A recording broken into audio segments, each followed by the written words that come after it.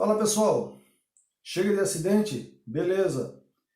Eu sou Elinaldo Alexandre e esse é o canal ASO Segurança do Trabalho, com mais uma matéria para vocês. E hoje iremos para a parte 4 da nossa matéria sobre o PGR, o Programa de Gerenciamento de Risco. Lembrando que nós estamos falando sobre prevenção de acidentes na indústria da construção civil. Tranquilo?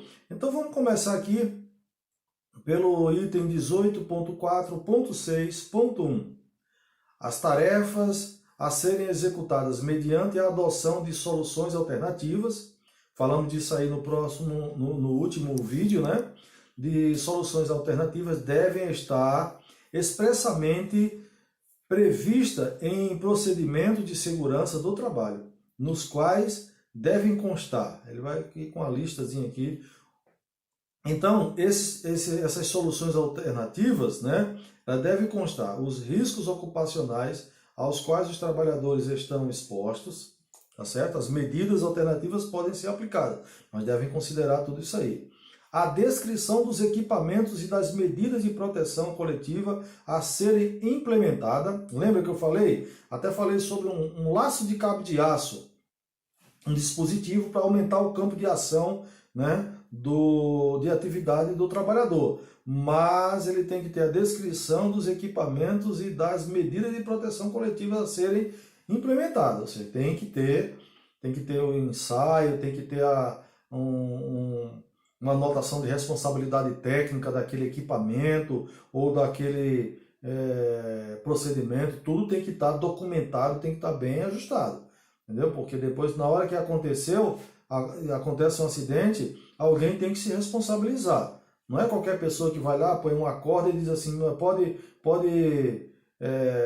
se pendurar que vai dar certo. Não é assim, pessoal. É responsabilidade, porque estamos lidando com a vida dos trabalhadores, tá certo?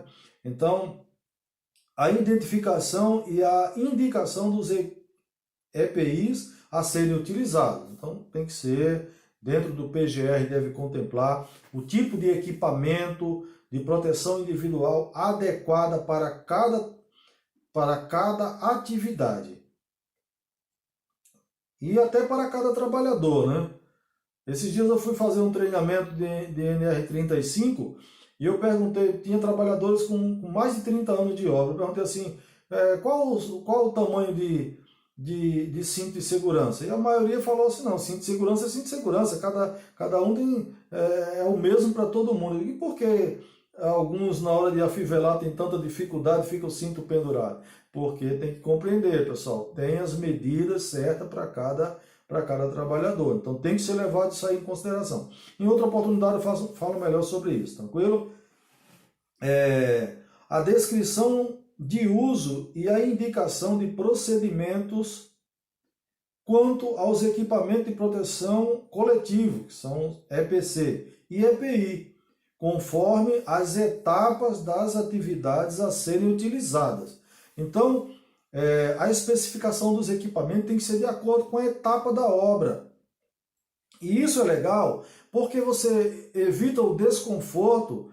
Você vai fazer um treinamento de trabalho em altura para uma obra que ainda não passou do processo de escavação.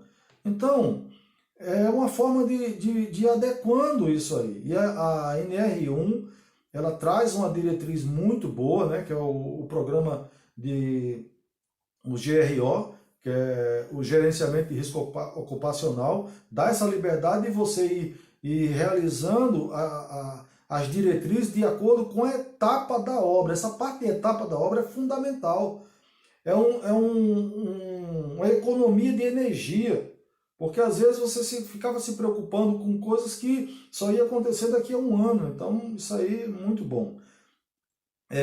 A descrição das medidas de prevenção a serem observadas durante a execução dos serviços, dentre outras medidas a serem previstas e prescritas por profissional legalmente habilitado em segurança do trabalho.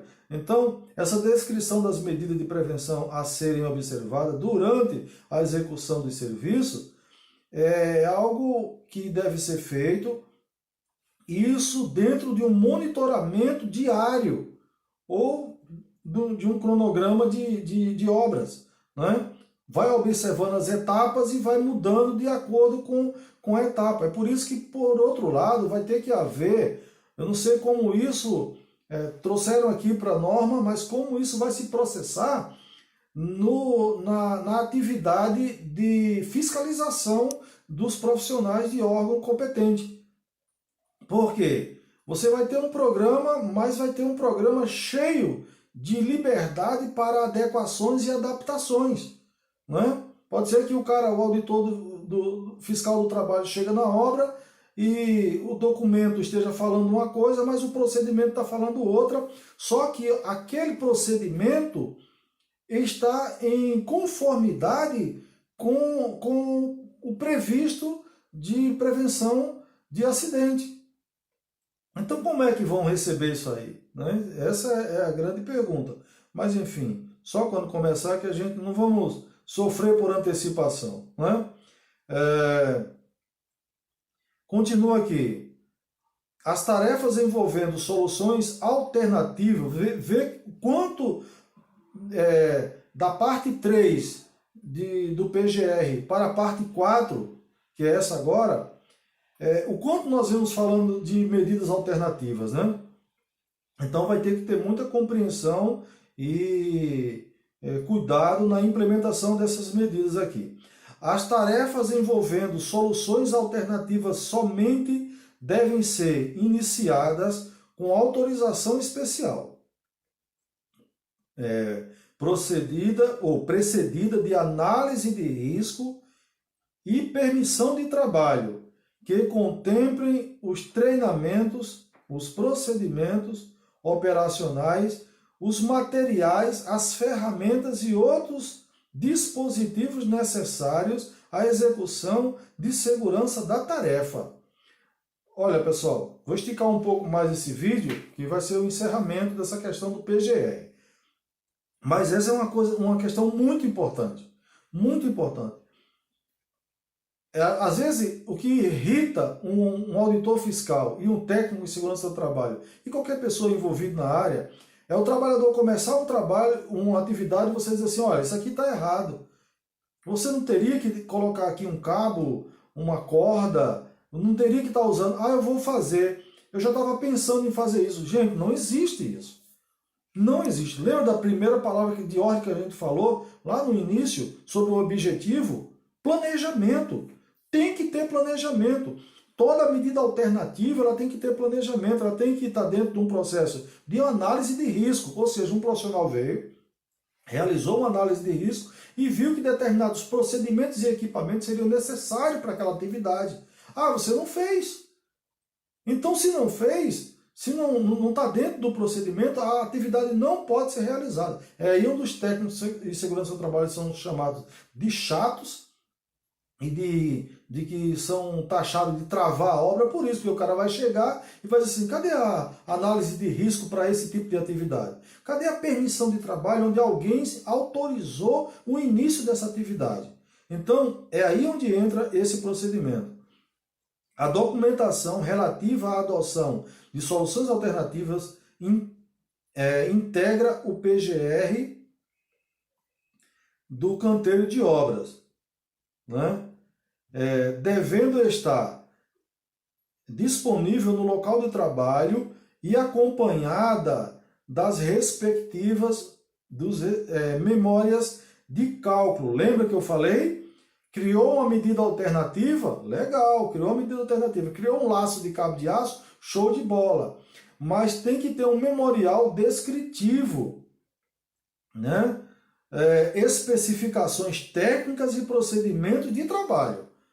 Não é só, eu criei um laço de cabo de aço, um cabo de meia polegada, né? De 10 milímetros, de 8 milímetros, isso aqui, ó. Aí o cara dá uma puxada, isso aqui aguenta. Não é assim, pessoal. Não é assim que funciona. Tudo tem que estar documentado, registrado, entendeu? Registrado e devidamente autorizado por profissional legalmente habilitado. Tranquilo, pessoal? Então, chegamos ao final das nossas matérias sobre PGR. Eu peço a vocês para ter um pouco de paciência, porque é um assunto novo, um assunto mais técnico, e nós dividimos aí em 4 vídeos, né? Esse é o quarto, para que você que é da construção civil entenda. Eu espero ter trazido aí uma linguagem simples para que todas as pessoas entendam.